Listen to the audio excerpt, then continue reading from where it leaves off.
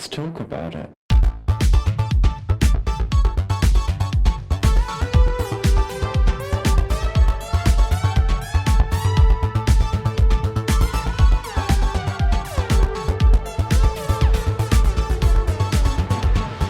Hello and welcome back to Thicc Radio, the award-winning podcast where we talk about gaming, fetishism, and everything plus size. I'm James. And I'm Tim, so let's get into it. Today we're welcoming to the show for the first time, we've got Nick. Hello, thank you for having me. Thank you for coming on. How are you? It's exam week, so I'm really tired, but other than that, I'm good, you know. So you're a college student, is that right? Yes, I am, yeah. You're a college student. And at college, do you partake in any extracurricular activities by any chance? Yes, I am. I'm on the swim team. Yeah. You're on the swim team. On the swim team, yes. There we go. Glub glub. That's what we're going to be talking about today. The intersection of your gaming experience and, this love of the water. So, Nick, my love, are you ready to get into the conversation today? Of course, yes, of course. Fabulous. Well, listen, first things first, because you are on the younger side, would you be willing to give us a bit of a snapshot of your gaming journey from start to now? Oh my gosh, I have tried so many times, but my metabolism is super fast, and I've had a lot of issues with food in the past. So I've just recently started taking it seriously.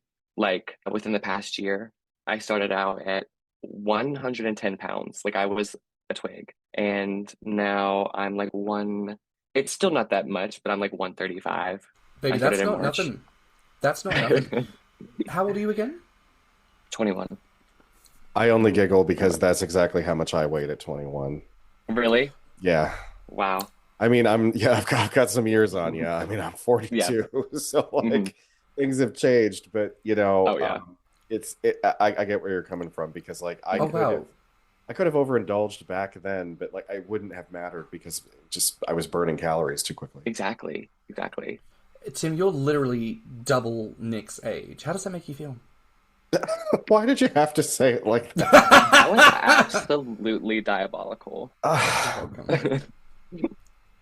don't know. It's kind of weird. It means I could have a kid his age. But no, 21. When I was your age, I was 100 pounds soaking wet, and it's taken me a good number of years to gain that weight. And I think another one of the reasons why we try to have these conversations with people as well is because we love our community, we love our rapid growth, we love our big boys.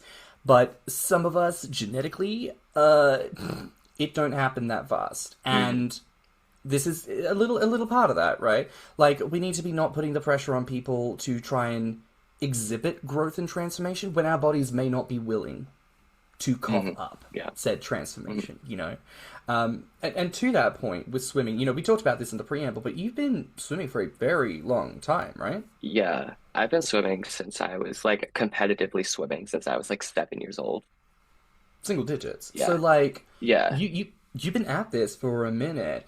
I'd like to hear from you because I know you said you started and stopped a few times in the past. I mean, if you were 7 when you kind of discovered this love for swimming, do you remember how old you were when you first kind of became aware of a desire for growth and transformation? I think that desire came. I quit swim for a while. I stopped swimming when I was 15, and when I quit that exercise, that constant exercise, my body looked good. I'm not gonna sit here and be I didn't look good, but I did. And I was just stopping that exercise. My body kind of lost all the muscle that I had. I lost kind of everything. And I was super thin, I was a twig. And I was I need to change this. And I tried. But I always knew I'd go back to swim. So I was I don't want to gain a lot of weight, whatever. So I always would have a hard time committing. But I would say it was probably 8th or 9th grade when I was 15 when that desire truly started.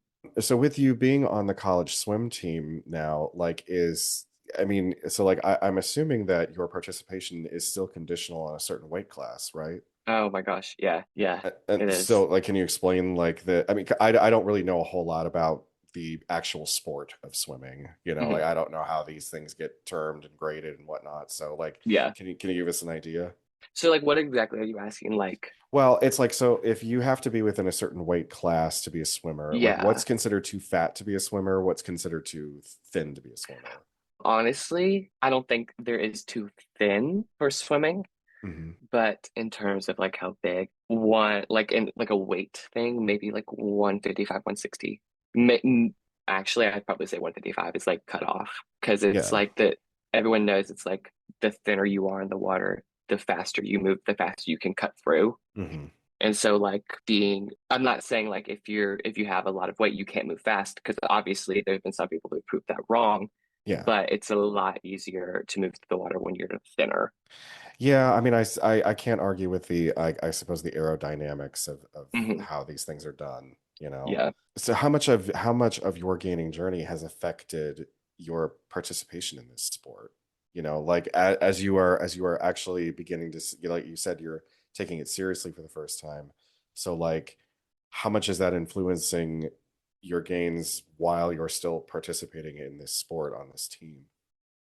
It's actually influenced a lot, and it's kind of made me take a step back from swim. I still do it every so often, but we used to practice like 4 times a week, and that we would swim each practice like 14 to 16 miles. So I could eat 5,000 calories that day, swim, and I'd have like it basically like my net calorie worth would be at zero because I wouldn't gain anything. So I knew that in order if I wanted to, gain muscle, gain fat, I had to sort of take a step back from that because there was absolutely no way for me to just ingest that many calories because that's a lot, especially for someone who's starting out like very skinny. Like that's just hard. And then doing that much like exercise in that 1 week, it's impossible to sort of gain weight like that. So it's certainly changed for me.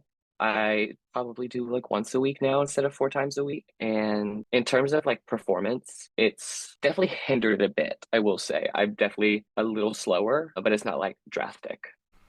You know, I'm sensing something of a kindred spirit here. So I want to ask a question that I hope Okay. is not too controversial for you. But um, before really discovering this community and just your daily life, have you had a kind of a complicated relationship with food? Oh, absolutely. Yeah. Yeah, 'cause I feel like I feel like I was you. Like, Yeah. because it's not that I intentionally ignore hunger pain. Well, actually, I do that. How do I want to phrase this? I'm trying to say that like I can get physically hungry, but Hmm. but psychologically my brain's telling me that I have to be doing something else. I need to be working on this Yeah. or that, and I will ignore the hunger pain until it becomes less enough that I can go Mhm. another couple of hours without eating, you know? Yeah. I think it brings up an Yeah. important point on, to put it out there, disordered eating, right? And the ways in which, as people who started off skinny, I think all of us, if we were restrictive with our food eating, no one would have batted an eye.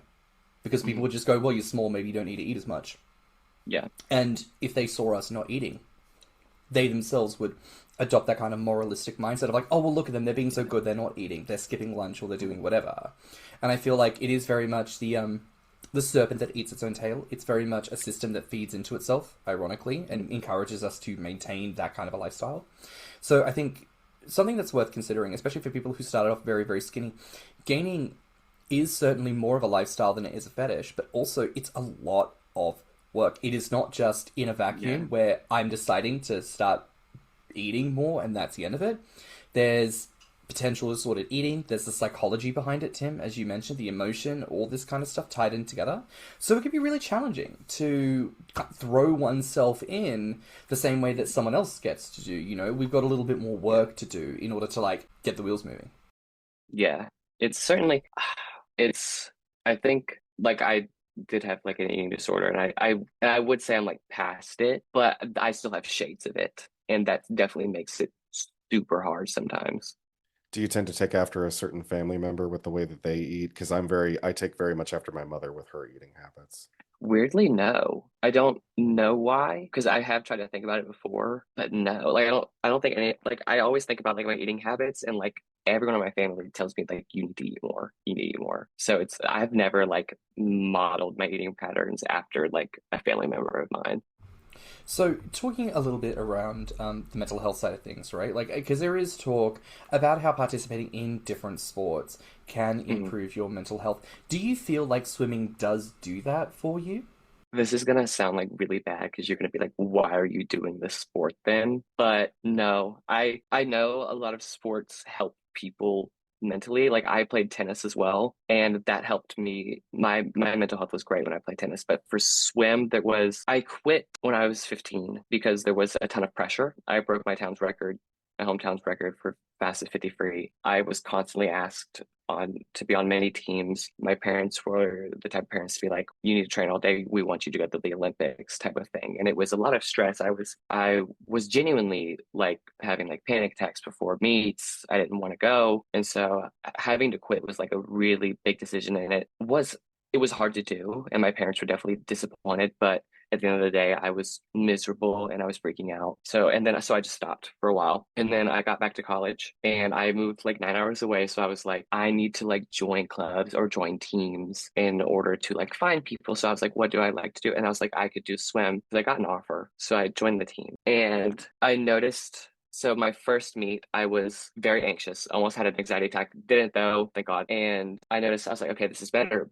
But it had a different effect on my mental health. And I don't want to say a more negative way, but in terms of food, it was very negative. The week before me, I ate a granola bar a day and that was it. Like I was genuinely like, because I always heard the term, the thinner you are in the water, the faster you can cut through, the faster you move. And 110%, that's true. And every time I did that, I would always like be faster than I was before, but it was not healthy at all. That is never healthy, and I can't believe that I did that. I did that like still like a year ago. I thankfully stopped it, but doing swim I like to do, but the effects that it has on my brain and everything, it's really not that good for my mental health. Getting better at it though. It's an important conversation because Yeah. I think an adage that gainers often push back on with sport types, right, is that, oh, you should do sports because it helps your mental health. And gainers are like, but doing sports means I lose weight, and that makes me not feel good. So, like, not doing sports is probably better for my mental health. And I would imagine, like, scientifically, there probably is some amount of endorphin thing that goes on with, like, intentional movement and doing activities that one enjoys and whatnot. But I think something that you're really pointing to there is certainly the ways in which, like, as a culture and a society, we really do, like, romanticize ED. We really do be like, anorexia and bulimia is bad, unless you're a swimmer, I guess, in which case, you do you, queen, like, do what you've got. Like, it's not good. No. When you think about gaining, right, and I know, like, for me, my idea of, like, a goal has gone out the window. I'm just here to get bigger and enjoy the journey, right? When you think about gaining, do you have a goal in mind? And does that goal, like, take you to a weight class where, like, swimming becomes less and less feasible? I don't know if I necessarily have a goal. I think it was something where I was just like, I want to get bigger and I want to like my body that way. Because I feel like it's something where it's like, I've always been skinny and I've always been kind of, since I'm skinny, no one really kind of takes me seriously. Or they're like, oh, I could take you easily in a fight. I'm just like, okay, whatever. But so like, I was just like, I just want to get bigger and feel better in my body. And so it was like in March, I started doing that. And at first it was like, I want to be muscular, which I still like that. And I still kind of want to be that way. But now I'm sort of being like, okay, I want to gain fat because I've always thought that's like very attractive, honestly. But I noticed actually that I wasn't like for a while, I wasn't making any progress because I was so scared to gain fat. Like genuinely, I was so scared to do that I wasn't making any muscle gains. I wasn't going up any. So I was just like, I have to push myself to get bigger so that way I can get the body that I want. Because I was just taking too much about it, genuinely. I don't know if that answered your question. I just rambled. No, that's perfect. Like, but it's also honest. Like, when I first joined the community, and Tim, I imagine it was the same for you, the first time you stick your neck out and say, I want to gain, people who show interest, they want to know your goals. They want to know what plans you have. They want to know how you're going to perform to meet the expectation they have in their head about your weight gain. And I do think being your age and being so new to gaining and already being in a space where, like, goals are a little bit amorphous is probably going to be better for your mental health in the long run. Like, I've been at this for 10 years, and I can tell you, the majority of the stalling that has happened for me is that same overthinking, is that same sense of, I'm trying to do what everyone else is doing, but it's not working. it was genetics. But I didn't know that, and no one in the community talks about that. So I then questioned myself, am I actually trying hard enough? And I'd have these, like, stop-start moments where I just could not quantify and qualify the efforts I was making because it wasn't resulting in things. And that's just me, not with a physical motivator like sport. For you, I imagine that's just an added layer on top, you know? Yeah. And don't worry about people not taking you seriously when you're skinny. You just got to get to be scrappy, baby. You just got to learn how to read a bitch down until she runs away and cries and she don't My try friends it are again. always like, literally always like, you're so mean. And I'm like, well, I kind of have to be. You know why you're so mean? Because you're hungry. Because you're hungry. That's it. She hasn't had lunch yet. You gotta feed the bitch. Because I tell you now, like, I've gained this weight so far, and the bitch is still right there, and the people in my life who are responsible cohabitants with regards my meal cycles understand that when I say I'm hungry, that's not I'm flagging for the future. That's a T-minus countdown, baby.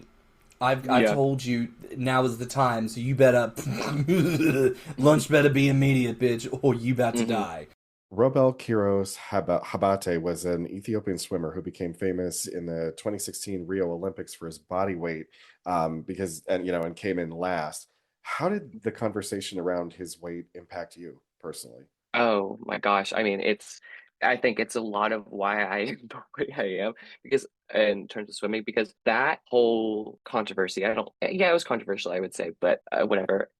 That sparked the argument of you have to be thinner in order to cut through the water faster. And I mean, that's something like I've already like kind of known, but like that just like kind of amplified it. And I mean, I'm not going to sit here and say that he is not fast. I mean, his 50 free was like 27.4 something seconds, which is like incredible. But it's like whenever I was at my thinnest like a year and a half ago and I competed, my time was like 26.2 seconds.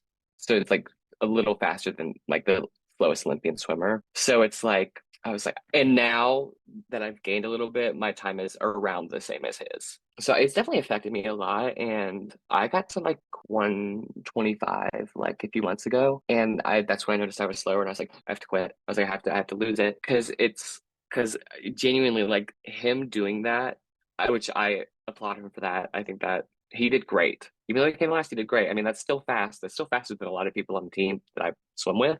But it definitely like sparking that conversation definitely hurt me a lot, I would say, because that was also around the time when I quit as well. So, and I always knew that I would come back to swim. So whenever I would try to gain within the like 4 or 5 year period that I quit swim, I'd always be like, oh, I'm going to go back to swim one day. Can't do that. So I would say it definitely affected me a lot. And I'm sure it affects a lot of other swimmers too. Actually, our swim captain, my freshman year, was a little like overweight. Not like bad, and he would bring up him as an example, and he would just be like, I have to go to the gym because I can't be like slow like him, whatever. Meanwhile, he was overweight and like a little bit. His time was like 23 seconds. So and he's still qualified to be to play in an Olympic sport. That's not an easy feat. It's not just it's not just anybody just rocks up and says, yeah, I think I can do it. And oh my gosh, yeah. No, it's certainly impressive that he was like big and was that fast. So I think like it showed me that I could do that, but it also kind of but at the time of that whole controversy, I guess I was looking at it as more like negatively than now, as I'm looking at it a little bit more positively. At the time it was like, oh, he's big and he was actually last, like, well, and you were still sort of in the thick of, you were still probably dealing with all of the pressure that you had been under from when you were younger to get yourself to an Olympic level. Like I can't imagine dealing with that, regular high school, being queer and being into fat men all at the same time. Oh my gosh, yeah. And no one knew I was like queer or whatever, like no one. So it was like having to hide all of that. It was just like cherry on top, cherry on top. It's very Hannah Montana, but in your instance, I suppose it's more like Chucky, Kentucky. Because fried chicken. Yes. Yeah. Sorry, Tim. Are you doing okay over there? Take yourself off me, honey. I hate you. Chucky, Kentucky. Fuck you, Chucky, Kentucky. You're welcome. I fucking hate you, you bitch. Oh, Jesus Christ. Now I'm gonna have to start thinking up Nate, like for every state, I'm gonna have to think up some stupid name. That's gonna be hard. No, now you got me disappearing into a reverie trying to think of names, and this is not the time for that. We're talking with a cute bitch about all of this sports shit. Now, listen, baby, I think this is good because we rarely get the opportunity to delve into the reality of so many of us who game. We go, oh, I just went for it, or I knew I always wanted to do this, and so I did it. But a great many of us have desires that are not just to gain weight. We have desires for a career. In your instance, that was Olympic. For many people, that could be business. That could be performing arts. It could be a great many things, right? And I think we rarely get the opportunity to delve into, one, how to kind of balance all of that shit together. But also, two, the ways in which, as you described, like, you would have been in your, like, early mid-teens at that point. You are at the most impressionable age, where your brain is trying to soak everything in like a sponge to develop. And you're soaking in not just the acquiescence of desire that you might want to experience someday, but also the whole fucking world that you're looking at, Yeah. Like, maybe it seems like a silly comparison, but it's kind of like the conversation around Drag Race. It's all well and good to say to a drag queen, oh, don't make that your whole desire to get on this show. But baby, that's the fucking biggest platform that you could possibly be on with a huge paycheck attached. Like, you can't tell a bitch, don't worry about it, don't think about it, when, like, no, but, like, that's Olympic huge. athletes get all kinds of endorsements. Yeah, Scads exactly. of endorsements. It's like, and like the amount of money and the amount of like praise you get. I mean, come on. I mean, I know it's not like, oh, don't put your whole life on it, but like you have to train well, for that's and years it for would be that. like telling a ballerina. It would be like or someone who has a desire to dance in ballet, like aim for the chorus. Just get a yeah. mid-level position. Just wave a rose back and forth for 10 years. You'll be fine. But no, I think this is an important conversation because we rarely get to delve into like the intersection and the minutia of all this. And I think, again, when we speak to gainers of a certain size or a certain longevity, they've already been at this shit for a while, so they've already done the emotional processing of like, oh, I know what decisions I want to make. I've battled my demons and come to peace with things. You are at an age and at a point in your journey where a lot of this is probably still being unpacked. And again, I want people listening to understand this.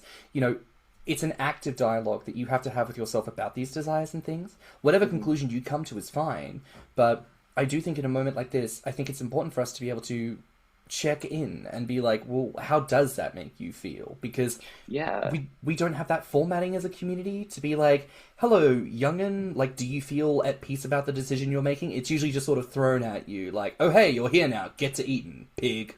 Yeah. Exactly. And I went through this sort of like active dialogue like Friday. I was on FaceTime with my boyfriend and I just did Go Mad. Y'all know what that is, right? Gosh, that sucks. It Fuck sucks off. so bad.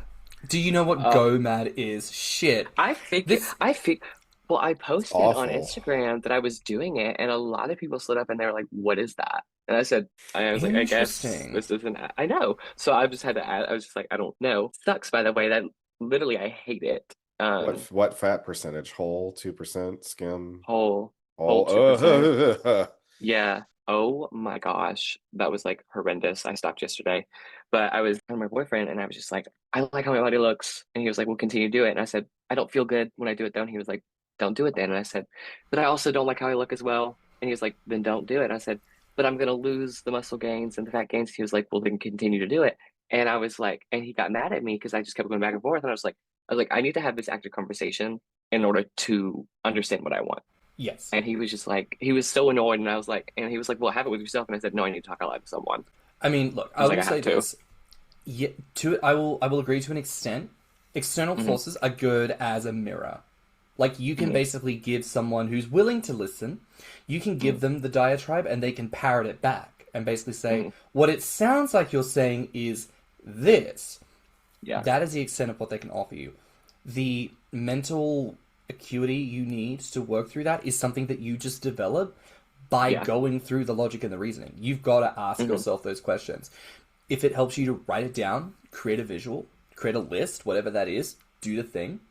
But I think a lot of what you're expressing there is ultimately like kind of the core struggles of gaining, right? Like, if we were naturally going to be fat, we'd already be fucking fat. So clearly, some extra effort needs to be made to change and transform to accrue the fat that we're wanting. And obviously, the more that you do, the more likely you are to get more of it faster, etc. But the gaining journey is a journey, and I think there's an element of deciding, like, what are your limits and what aren't. I've talked about this on the podcast before. I did a gaining stint a couple of years ago now where I was really pushing myself. I was drinking cream a lot of the days. I was having cream milkshakes. I gained 30 pounds in 3 months. That's impressive. That's great. Yeah. Except after 3 months, I had unpleasant stomach and result situations for a month. And I had to sit there and be like, even if this gets me results, am I really willing to suffer that in order to achieve that? The answer was no. Hence, I haven't done it since. And if I go back to it, it's going to have to be an amendment. And also to that point, I have to be beholden to myself, because any other person you ask the same thing of, if they were to do the same cream shake challenge for 3 months, they will either gain the same, more or less, and the extent to which they have problems will be the same, more or less. But you don't know what it's going to be until you try it. Everybody is different. So an active part of the gaining journey is also trial and error, you know? Exactly. That's why I think, like, I quit yesterday, because I was just like, this is not worth it. I was like, I feel so sick. I mean, I already have IBS anyway, and I have like this, also something that like inhibits me gaining is I have like a very big irrational fear of vomiting. Don't know why. It's something I've always been scared of. So I'm like scared to like overeat and stuff. And so Well, it's I a like very every day I feel like, unpleasant thing to experience, so it's not yes. that surprising that you have a fear I of was like, it. it's like I'm so scared of it. And so I was like, I feel like it was like 24/7. I just feel like I was in a constant state of nausea and acid reflux, and I felt like I was going to vomit. And I was like, this isn't worth it. I will find other ways. So that's ultimately when I came to my decision, because I just had to, because I was like, I like how I look, but I was like, is it worth me feeling like shit? No, it wasn't. So that was like, whenever I had that a conversation in my head, I was like, this is the most logical conclusion. And listen, bodies change, time happens. You may feel differently next week, next month, next year. Who knows? But my only advice to you, and this would be to every listener who's like at a similar point on their gaining journey, the only person you have to make sure you are centering in the conversation of what you do with your body is yourself. You are the only person who wakes up with you, goes to bed with you, has to shower, has to deal with your ablutions and resulting body. You are the one who has to do the thing. So you have to decide, ultimately, are you on board or no?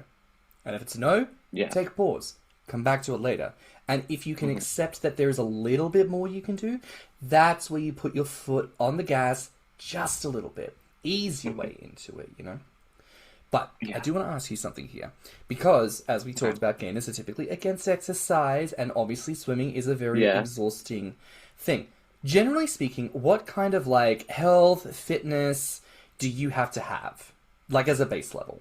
In order to be a swimmer, you don't have to really like be like working out, or because like whenever I go to the gym now, but like whenever I was like my fastest, I was not an active person at the gym. I never went. So you don't need to like that. But I hate to be like this, but you will probably succeed more if you're skinnier.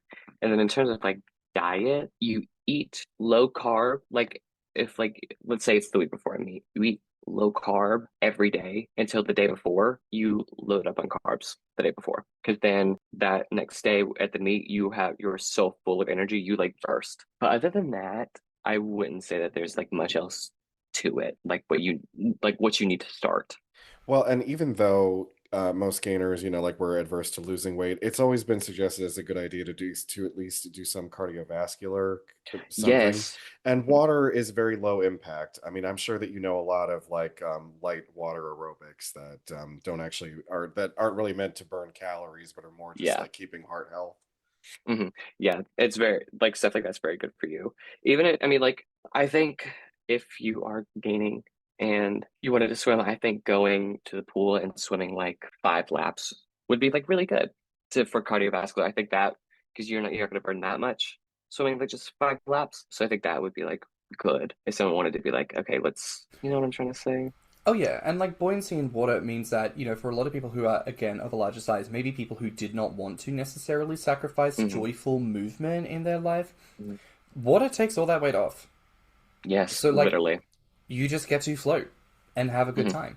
And because you're just Yeah. floating, like that concern of, oh, I have not done this in so long, my ability to move is so minimal, baby, that's fine. Your fat Hmm. titties are already helping you Yeah. float. Like, baby, just do a little I bit of was about to wobbling say fat about. is way Hmm. lighter than water, and the fatter you are, the more Yeah. buoyant you're Yeah. gonna be. You know, Exactly. And then, like, I think it's an apt comparison, but like sous vide is the perfect way to cook meat because the fact that you're in the water means Yeah. that it equally cooks all the way around. Similarly, you as a larger person, you're fully encased in the water. Any of the Hmm. movement and the motions you do isn't putting undue stress or pressure on any part of your body. Like, all of No. you is getting No. worked Ooh. out and massaged and Hmm. made in that way at equally at the same time. So again, I think it behooves a larger person, especially someone who wants to do things like that, to swim. Go to your local Yes. pool, Yeah. join a class, and Hmm. 5 laps is cool, but also like if you're Yeah. just starting out, like baby, go for a bob, Yeah. go for a float. Yeah. I think swim is like a little, as much as like when we practice, we burn a lot of calories. I think it's also like a full body exercise. Like when you're swimming, you're activating like everything. And so I think it's probably the best exercise anyone can do because you are firing every muscle. So even just starting out, I always will tell people go for it with swim because it is like the best for you. And it's not like as strenuous as like running or like weightlifting, you know? So, we talked a little bit earlier about troubled history with food, and you had mentioned how, like, for a little while there, you were living on like a granola bar a day. Like, Mhm. how's that changed now? Like, what's your? I mean, are you still very conscious of the things you eat, or are you more like, you know what, I'm just gonna eat what I want and deal with the results? I am still super conscious about what I eat. I have like a calorie counter on my phone, which I literally hate using, but I more so use it to just be like how much protein I'm getting in a day. I will say that before I started all this gaining stuff, I was like, because my boyfriend goes to the gym a lot and he was like, if you want to go to the gym, you have to eat like this. And I said, oh, I eat a lot. And he was like, no, you don't. And so he like tracked my calories in a day and I ate like 12,000 calories. Yeah, I know, 1,200 calories. 1,200 calories. So I was like, wait, that sounds like way too much. And he was like, that is literally nothing. And I said, yeah, you're right. Yeah, that's not So even the recommended amount. The recommended amount for an adult male is still 2,000. 2000. yeah. So he was like, you got to eat a lot more. And at first that was like really hard. I guess my stomach was so small and I was eating so much that eating like 1,800 calories a day was like so strenuous. But now I'm up to like 3,000 a day, which is a lot better. And I still track it, obviously, because it's mainly for the protein. That's what I want to track because I am trying to like gain muscle as well. But yeah, it's around like 2,700 to 3,000 is where it you roughly ends up. But with the Go Mad, it was like 5,000 a day. Oh yeah, that'll do it. That'll Yeah. that'll, Yeah. that'll push it. Hmm. Um, no, but again, even like this sort of like baby stage of like beginning to figure out the diet and figuring out your limits. Like, I think more people need to hear stuff like this because again, we want to hear from the people who've been established and know what they're doing. But I think it's also important to hear from people who like are working through and figuring out what is right for them. Um, Yeah. as a bit of a pivot, because I know you mentioned like if anyone wants to learn to swim or if anyone wants to get into swimming, like go to your local pool, like go Hmm. and use the facilities of your pool and have a good Yes. time with it. But let's ask the question for someone who maybe if they are considering getting into swimming more competitively, shall we say, like is that the kind of thing where I'm a random person, I could like go and watch a swim meet somewhere, or is it the kind of thing where not really? Not really. At least it wasn't like that for like me growing up. I'm not really, and since I started at such a young age, I don't know how someone would just get into it because my parents forced me to do like every sport under the sun as a kid. I did like soccer, basketball, baseball, swim, tennis, like I gymnastics, surfing, it was all pushed onto me. So I was just signed up. I have no idea how I would go about doing that. If you're a college student, join like an intramural team if you want to do it. that would be like a great segue into like joining swim, because in intramural it's not like a official team. It's where you can just like, it's for fun basically in an intramural. And so I would say if you're a college student and you want to do it, that's the best way to start. But if you're non-college, I have no idea.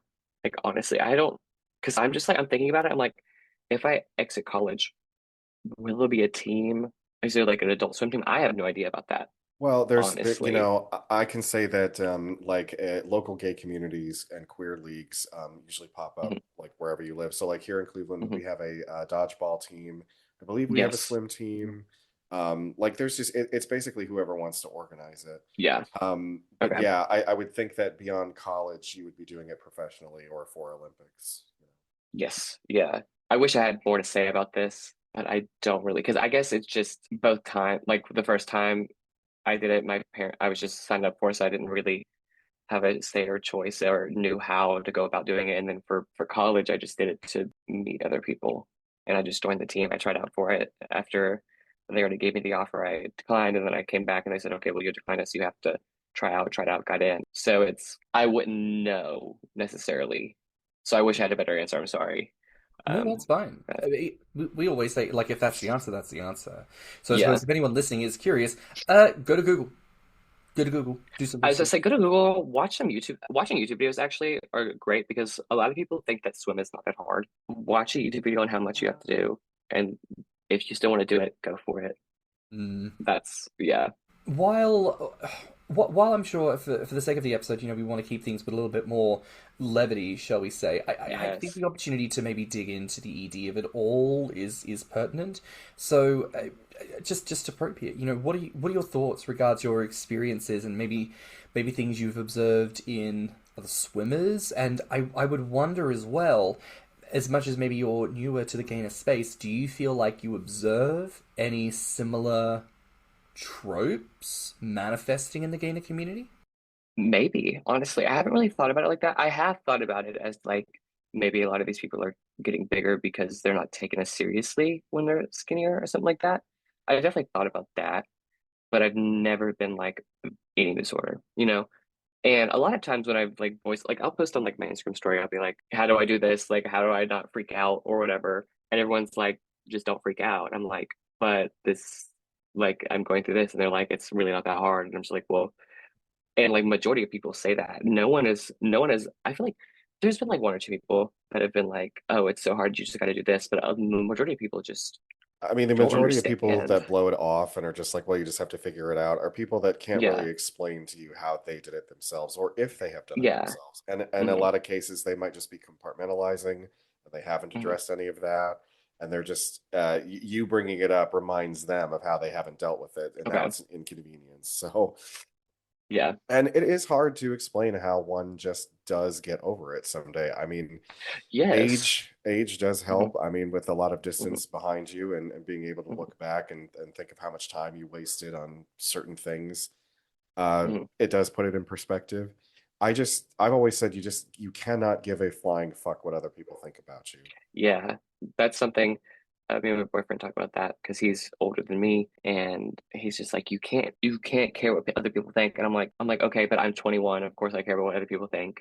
Like that's. And I'm just like, my frontal lobe isn't fully developed yet, so I don't really like everything seems like the end of the world. And I'm like, I'm sure in like 3 years, I'm gonna look at it and be like, that was so stupid. Why did I do that? But it's no, I feel like no one can truly tell you how to just not care and just care about what you want.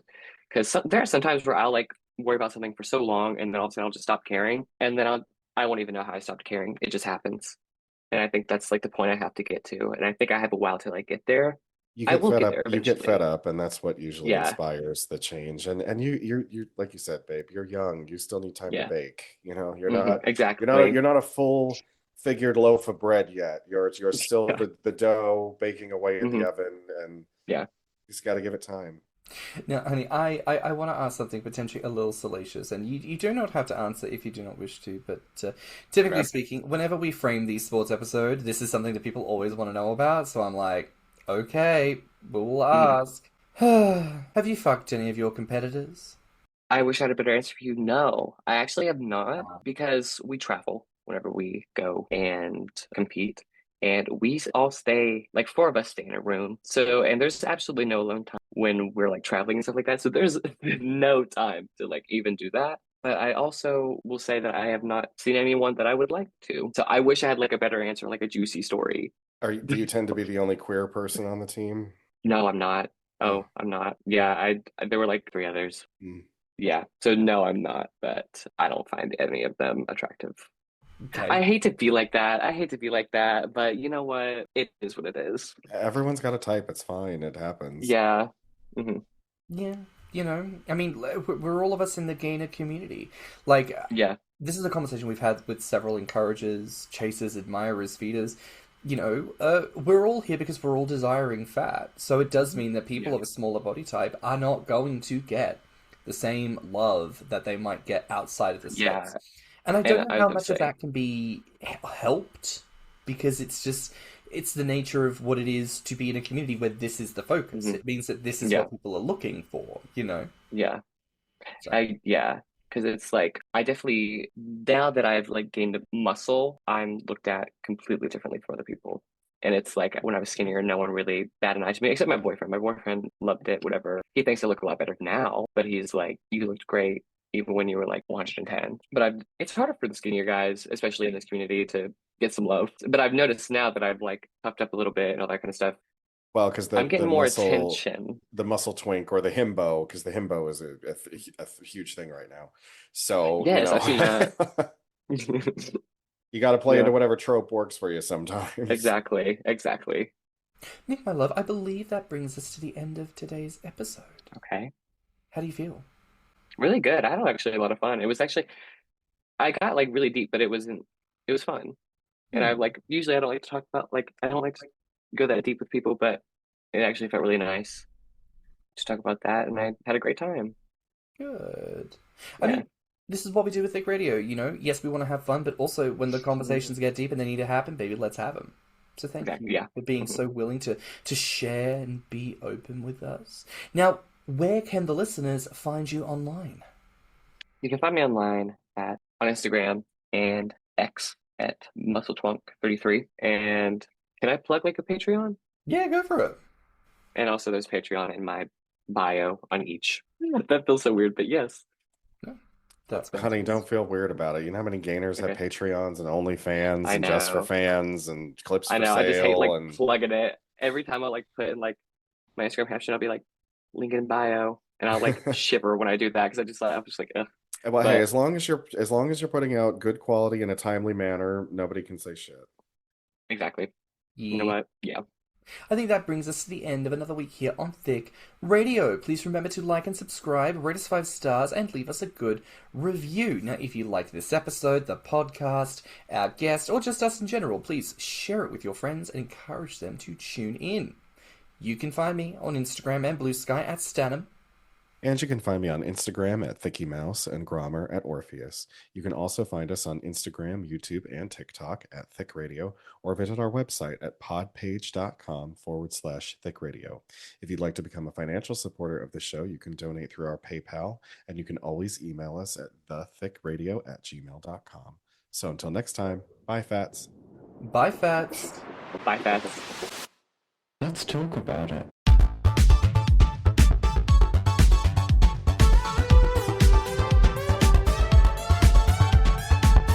Thicc Radio is a Spotify podcast. Artwork, media design, editing, and production by James Heinsohn. With original theme music by CYMK.